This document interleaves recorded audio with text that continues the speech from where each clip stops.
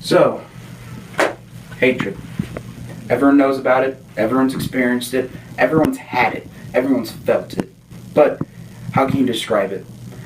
The best way I could think to describe it would be an irrational fear of something that just makes you want to avoid it or destroy it. It being many things, a race of people, a certain person, or just that blue chair. It's not comfy. I've broken it 4 times. They still won't throw it away. I hate that dang chair. No, but hatred is an actual serious thing, no matter my light tone. It has been done to hurt people. It can be still used in the future. It's going to still harm people if we don't get rid of it. Hatred is just the worst thing that has ever happened to the human race and will continue happening unless we can create a society of tolerance. So I'm going to talk about how it harmed people in the past. So starting around World War II, tensions were high, mostly from World War I, which, didn't have as much hatred as World War II because it was just people in trenches. They even not fell in love, they became friends with the people across the trench line. Like the Christmas truce. People came out and had a soccer game. That was fine. They didn't just blood hate each other. Then when World War II came around, because Germany lost, they had to pay loads of money. So much so that in fact, they bankrupted their country essentially. A single loaf of bread cost more than a person's yearly salary.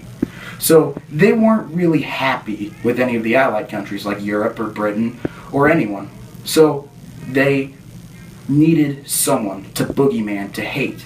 So when a young aspiring military commander named Adolf came into frame, he gave him someone to hate, the Jews.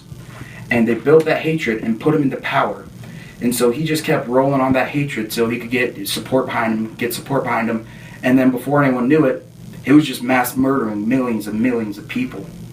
Hatred kills people, and it kept the war going for so long.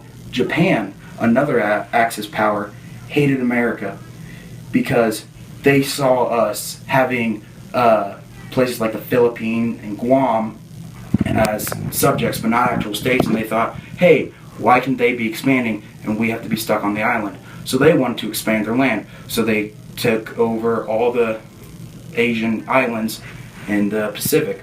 And then they invaded China. And they hated China so much, they murdered and slaughtered the entire men, women, and children of China. They left very little people alive. That's just from hatred. That's the past, and it's that bad then.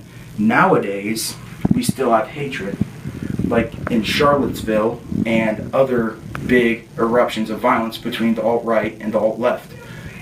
Like, they won't agree on certain subjects, such as gun control and other things, but they are the same people. They are all Americans. They all live in the same country, the same rules, and yet they hate each other for no really good reason, honestly.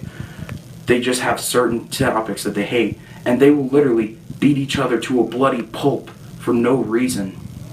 This isn't just with political views. Racism is still a big thing. There have been many racial assaults, not just for white on black, but also black on white and black on other minorities. No one can truly live together if we still have hate in this world. Without having a good way of getting rid of hate, hate will still stay. Hate will fester. Hate will sit in you and build and build and build over time.